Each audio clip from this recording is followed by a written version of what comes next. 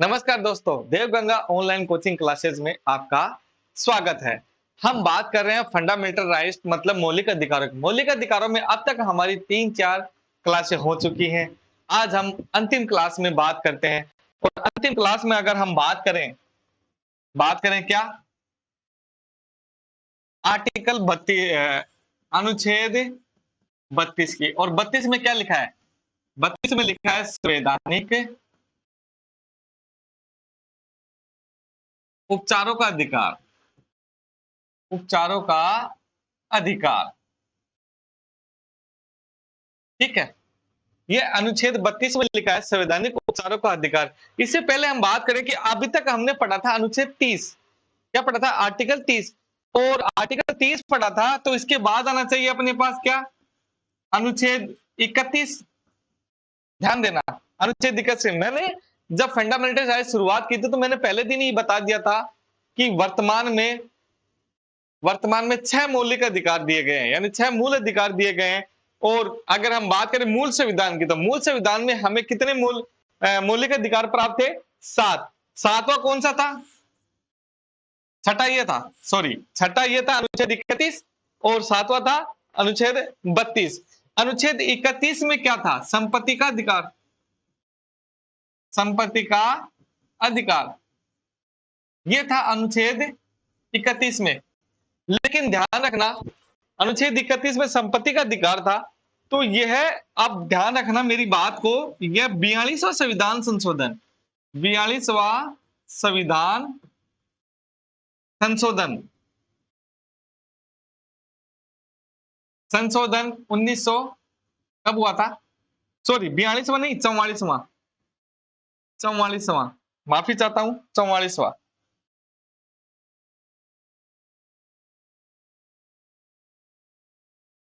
44वां संविधान संशोधन, 44वां संविधान संशोधन 1978,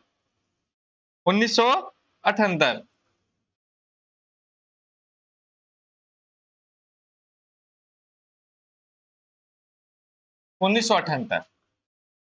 माफी चाहता हूं। संपत्ति का अधिकार जो था 44वां संविधान संशोधन 1978 के अंदर, इसे क्या बना दिया गया था? विधि के अनुसार, विधिक अधिकार, विधि के अधिकार बना दिया गया था। और विधि के अधिकार मतलब किसमें? 300 और भाग दे दिया। ध्यान रखना, भाग भी याद लेना कई बार, क्योंकि भाग अभी तक पूछा नहीं है, लेकिन अगर पूछ ले क्वेश्चन के अंदर कौन से भाग में दिया गया है तो भाग है 12। कौन से भाग में?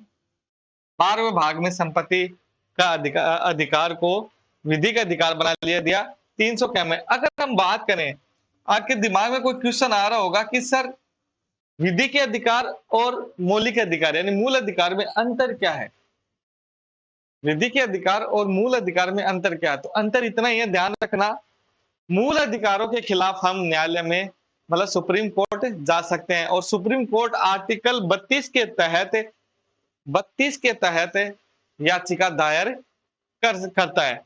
और विधि के अधिकार के अंदर ये कानूनी अधिकार है और विधि के अधिकार के अंदर आर्टिकल 32 के तहत सुप्रीम कोर्ट याचिका दायर नहीं कर सकता। यानी सीधी सी बात है, विधि के अधिकार के अंदर न्यायालय में हम चुनौती नहीं दे सकते। आई बात समझ में? सीधा सीधा। अब हम बात करते हैं आगे।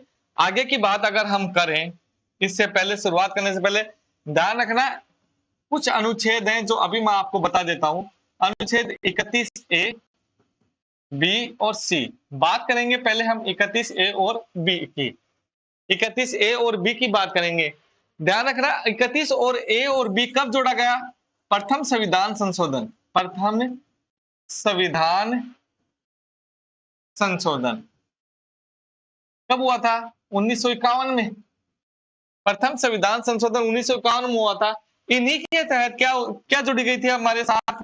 9वीं अनुसूची, 9वीं अनुसूची। ध्यान देना, 9वीं अनुसूची जोड़ी गई थी। अब देना, 9वीं अनुसूची में जितने भी विषय हैं वो किस अनुच्छेद के तहत है? अनुच्छेद 31 और अनुच्छेद 31A और अनुच्छेद 31B। 9वीं अनुसूची वाद योग्य नहीं है। न्यायालय में हम इसे चुनौती नहीं दे सकते। 9वीं अनुसूची वाद योग्य नहीं है और न्यायालय में हम इसे क्या नहीं दे सकते, चुनौती नहीं दे सकते। इस बात का भी आप ध्यान रखें।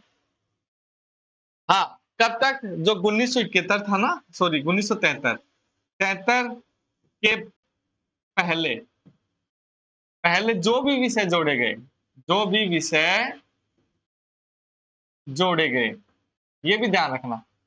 1973 के पहले जो विषय जोड़े गए थे 9वीं अनुसूची में, उन विषय चाहे वह संविधान को प्रभावित ही क्यों ना कर रहे हो, लेकिन उन पर हम किसी प्रकार की चुनौती न्यायालय में जाकर नहीं दे सकते। ये बात ध्यान रखना। और ये शक्ति उन्हें कौन देता है? अनुच्छेद 31A और अनुच्छेद 31B।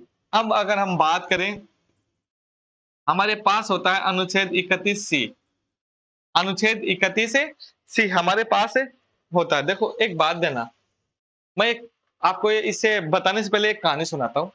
ध्यान देना, इंदिरा गांधी की सरकार के अंदर सन 1969-70 में बात है। इंदिरा गांधी की सरकार के अंदर 14 बैंकों का राष्ट्रीयकरण किया गया था। कितने बैंकों का? 14 बैंकों का। बैंकों का क्या हुआ था? राष्ट्रीयकरण। 14 बैंकों का राष्ट्रीयकरण किया गया था। इसके खिलाफ न्यायालय में गए थे कौन? रुस्तम कवाची। वाद होता है, इसके खिलाफ न्यायालय में गए थे कौन? रुस्तम कवाची वर्सेज भारत संघ। ध्यान देना, इस वाद को सुप्रीम कोर्ट न्यायालय असंवैधानिक घोषित कर देता है। क्या कर देता है? असंवैधानिक।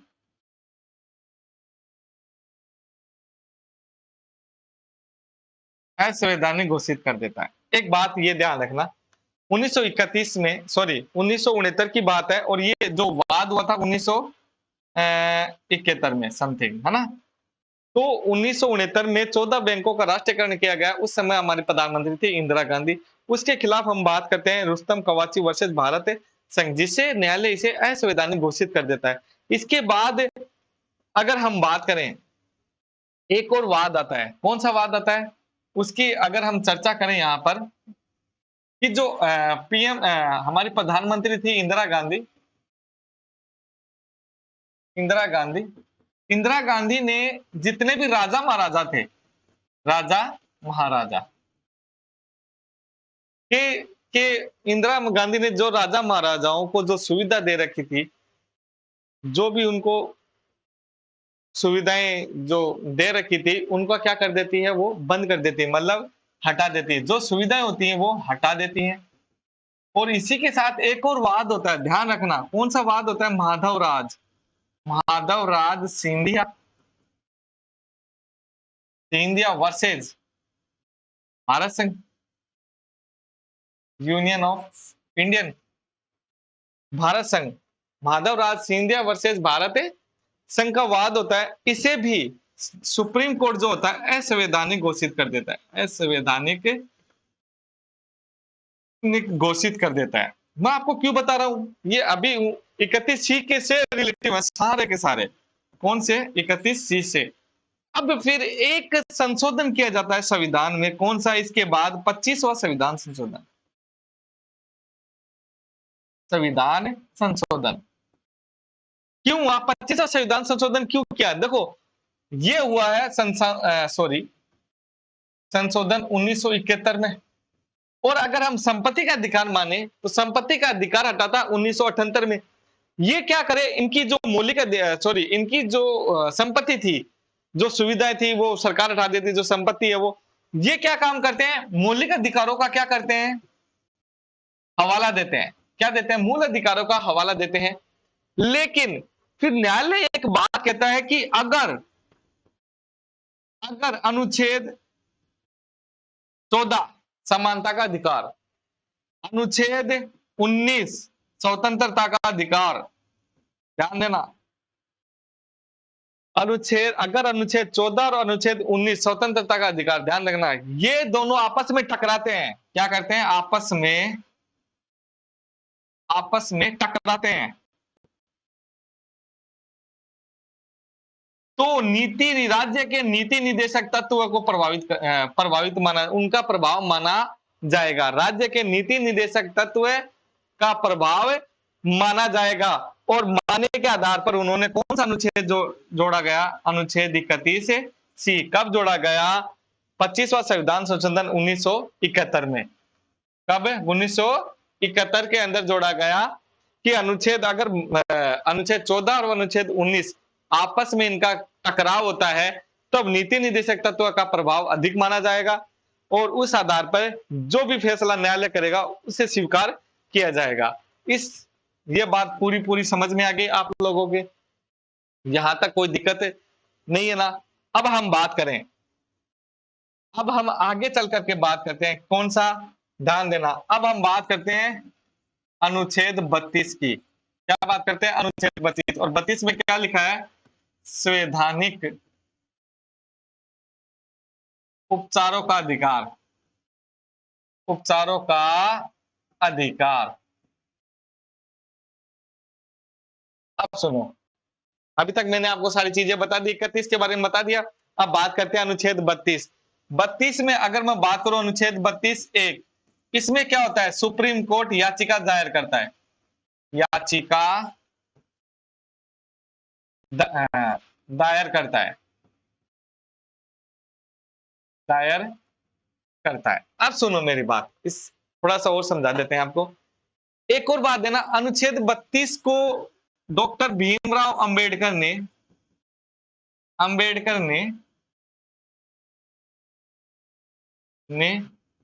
संविधान की आत्मा का है, इसलिए भी ये इंपॉर्टेंट है। देखो, वैसे संविधान की आत्मा क्या? प्रस्तावना। लेकिन अगर क्वेश्चन है डॉक्टर भीमराव अंबेडकर ने संविधान की आत्मा किसे कहा है, तो अनुच्छेद 32 को कहा है। किसे कहा है? अनुच्छेद 32 को। और अनुच्छेद 32 में पूछा जाए तो अनुच्छेद 32(2), अनुच्छेद 32(2) क्या? अनुच्छेद 32 में 2 में क्या लिखा है? 32(2) में लिखा है कि जो याचिका दायर करता है, सुप्रीम कोर्ट उस याचिकाओं का उल्लेख करता है कि इसमें क्या क्या विषय है। याचिका का क्या करता है? उल्लेख करता है। उल्लेख करता है। और उसमें विषय कितने हैं? 5 विषय दे रखे हैं। कितने विषय दे रखे हैं? 5 विषय होते हैं। 5 विषय अगर हम बात करें 5 विषयों का, पहला विषय कौन सा है? बंधी प्रत्यक्षीकरण।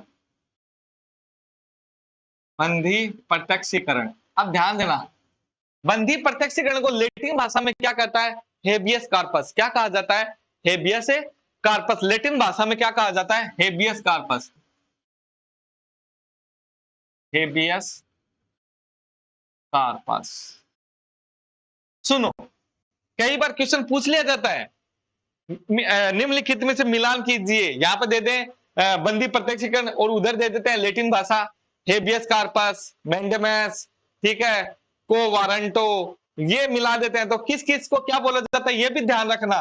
कई बार मिला लेते हैं। बंदी प्रत्यक्षीकरण परमादेश क्या देता है? परमादेश। और परमादेश को क्या कहते हैं? मैंडेमस। क्या कहा जाता है? मैंडेमस। मैंडेमस कहा जाता है परमादेश को लैटिन भाषा में। फिर इसके बाद में अगर हम बात करें बंदी प्रत्यक्षीकरण परमादेश होगा प्रतिषेध। क्या बात करते हैं? प्रतिषेध। प्रतिषेध तो क्या कहता है? Prohibition. Prohibition. Prohibition. Prohibition. Prohibition Latin भाषा में क्या जाता है? प्रोहिबिशन, प्रतिषेध। प्रतिषेध के बाद में बात करें हम अधिकार। अधिकार प्रच्छा। और अधिकार प्रच्छा को क्या कहा जाता है? को वारंटो। क्या कहा जाता है? को वारंटो,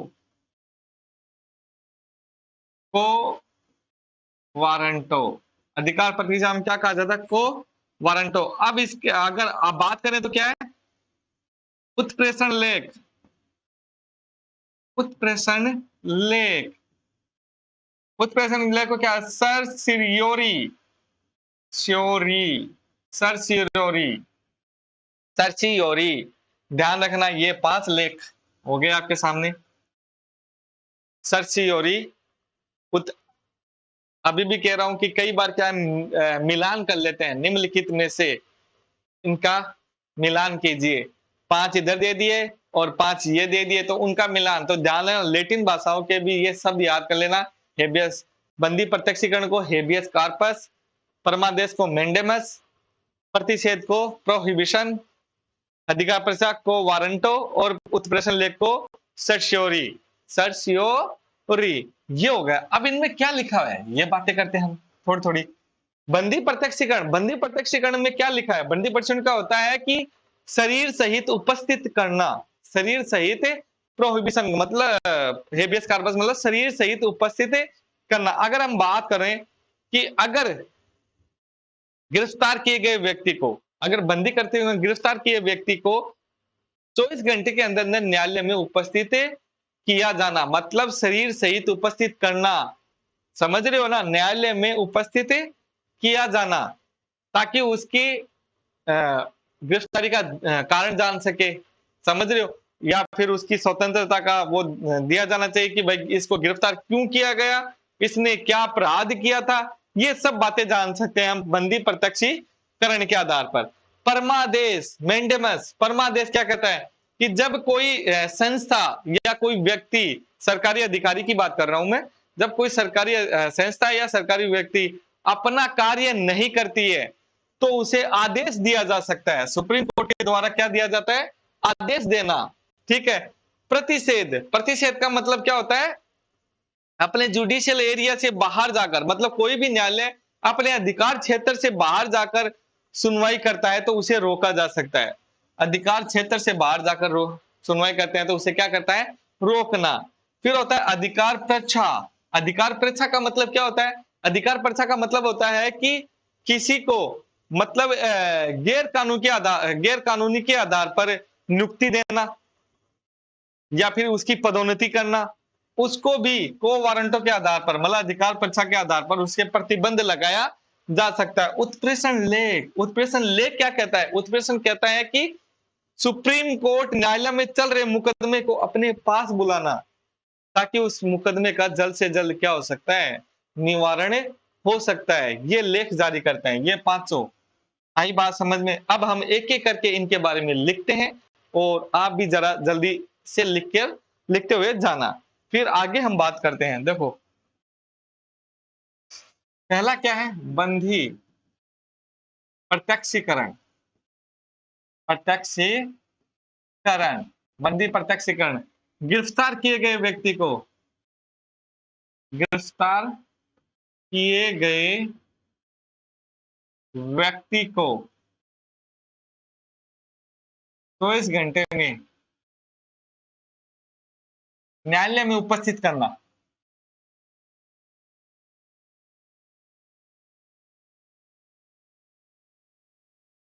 उपस्थित करना।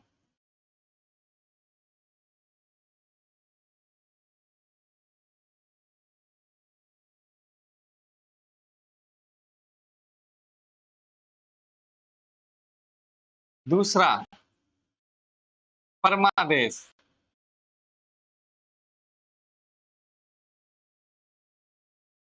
परमादेश, परमादेश में क्या होता है,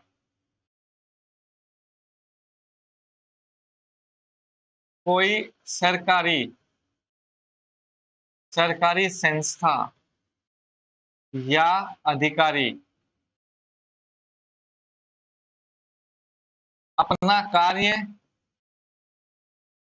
अपना कार्य नहीं करता है तो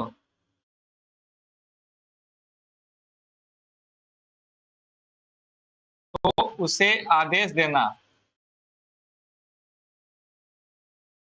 आदेश देना। ठीक है।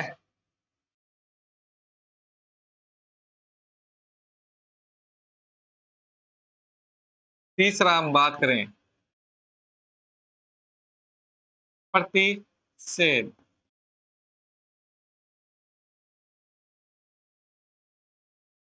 अपने अधिकार क्षेत्र में बात करना,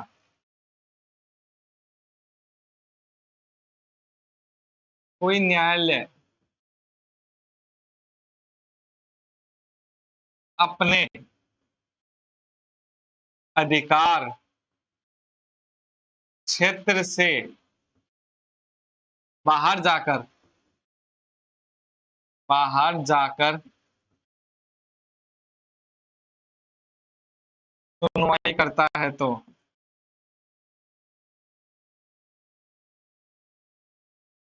करता है तो उसे, उसे तो उसे सुनने से मना करना। ठीक है। फिर हम अब बात करें आगे की। चौथा, अधिकार रक्षा।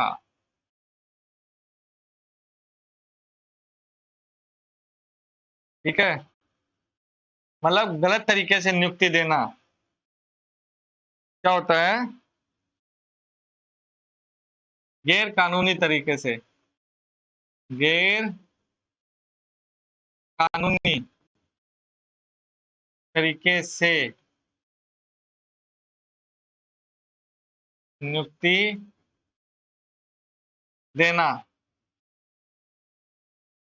नियुक्ति देना या पदोन्नति करना, करना।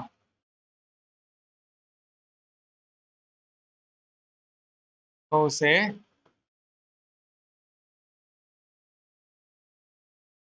उसे रोकना। ये काम कौन करता है? Supreme court. ठीक है। अंतिम बात करेंगे क्या? पांचवा कौन सा है? उत्प्रेषण लेख, उत्प्रेषण लेख, सर्स्योरी। ठीक है। उत्प्रेषण लेख क्या है? उत्प्रेषण लेख क्या कहता है? उत्प्रेषण लेख कहता है कि मुकदमे को अपने पास बुलवाना, किसी भी न्यायालय में चले हुए मुकदमे को तो अपने पास बुलाना, अपने पास बुलाना। ठीक है, ताकि उसका फैसला जल्द से जल्द हो सके। ये बातें हम कर रहे हैं। ठीक है ना? पांचों के बारे में जान लिया। अब हम बात करते हैं अंतिम और की। आगे देखो अभी क्या क्या बातें होती हैं। अगर हम बात करूं, यह अनुच्छेद 32(2) की थी, अब अनुच्छेद 32(3) में बात करते हैं। देखो ध्यान रखना, सुप्रीम कोर्ट के पास अनुच्छेद कौन सा है? 32। तो अगर हम बात करूं कि हाई कोर्ट के पास कौन सा अनुच्छेद है, अगर हम बात करें हाई कोर्ट के पास कौन सा अनुच्छेद है? 226। इस बात का भी ध्यान रखना। लेकिन ये बात इसमें क्या लिखी हुई है? इसमें ये लिखी हुई है कि सुप्रीम कोर्ट के पास अनुच्छेद 32 के बाद अगर संसद चाहे तो, संसद चाहे तो ये 5 लेखों का अधिकार अन्य न्यायालय में भी जारी कर सकती है। मतलब संसद के कानून बनाकर, संसद कानून बनाकर, क्या क्या लिखा है इसमें कि संसद कानून बनाकर, बनाकर इन 5 लेखों का, 5 लेखों का अधिकार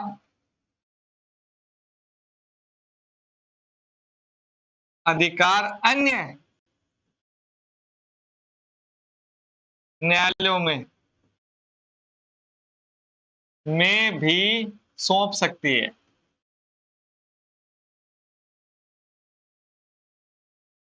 आई बात समझ में? अनुच्छेद 32(3) क्या कह रहा है? संसद कानून बनाकर इन 500 लेखों का अधिकार अन्य न्यायालयों को भी सौंप सकती है। ये बात हो गई। अगर हम बात करें आगे कि इन लेखों के आधार पर सुप्रीम कोर्ट और हाई कोर्ट में सबसे ज्यादा मतलब पावर या ताकत किस में है? ध्यान रखना, मैं इधर लिख देता हूं सुप्रीम कोर्ट, इधर लिख देता हूं हाई कोर्ट।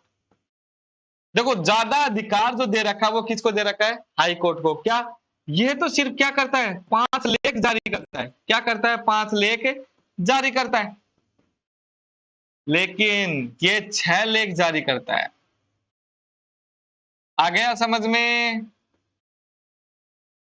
छठा कौन सा होता है? इंजेक्शन। छठा कौन सा है? छठे के रूप में अगर बात करूं, एक और कौन सा है? इंजेक्शन। इंजेक्शन लेख भी जारी करता है। और अगर हम बात करें हाई कोर्ट, एक और रिट जारी कर सकता है। सुनो, सुप्रीम कोर्ट के अंदर विधिक कानूनी यानी विधीय कानून के खिलाफ नहीं जा सकते, लेकिन हाई कोर्ट विधि की है, विधिक कानून पर याचिका जारी कर सकता है, पर याचिका जारी कर सकता है। आई बात समझ में? तो पावर किसके, मतलब हाई कोर्ट में क्या है? ज्यादा वो दे रखा है, और सुप्रीम कोर्ट में सिर्फ 5 लेख है, और सुप्रीम कोर्ट याचिका जारी नहीं कर सकता, लेकिन हाई कोर्ट कर सकता है। इस बात का भी ध्यान रखें। ये था हमारा अनुच्छेद 32 मौलिक अधिकार। आज समाप्त होते हैं। 33 में क्या होता है? देखो अनुच्छेद 33 में मैं मुख्य जबानी बता देता हूं। अनुच्छेद 33 में लॉ एंड ऑर्डर, मतलब जैसे पुलिस है, फोर्स है, हमारी फोर्स, हमारी पुलिस, इनके बारे में लॉ एंड ऑर्डर। 34 में यह होता है कि लॉ एंड ऑर्डर के आधार पर हमारे मौलिक अधिकारों की सीमा निर्धारित करना। ये 34 है। ठीक है। 35 में वापस इन्हीं लेखों का उल्लेख है, इस आधार पर किया जा सकता है। ये 35 है। 35A तो आप लोग समझ गए होंगे। 35A जम्मू कश्मीर से संबंधित था, जो अभी समापन हो चुका है, इसे समझो आप उसका। तो ये आज की क्लास हमारी मौलिक अधिकारों की पूर्ण होती है। ये 3-4 जो भी क्लास है, मौलिक अधिकार काफी इंपॉर्टेंट है, कई बार क्वेश्चन पूछ लिया जाता है, तो मेरे ख्याल से यहां से इनसे बाहर नहीं होगा। अब हम नेक्स्ट टॉपिक स्टार्ट करेंगे अगली क्लास में। तब तक के लिए जय राम जी की।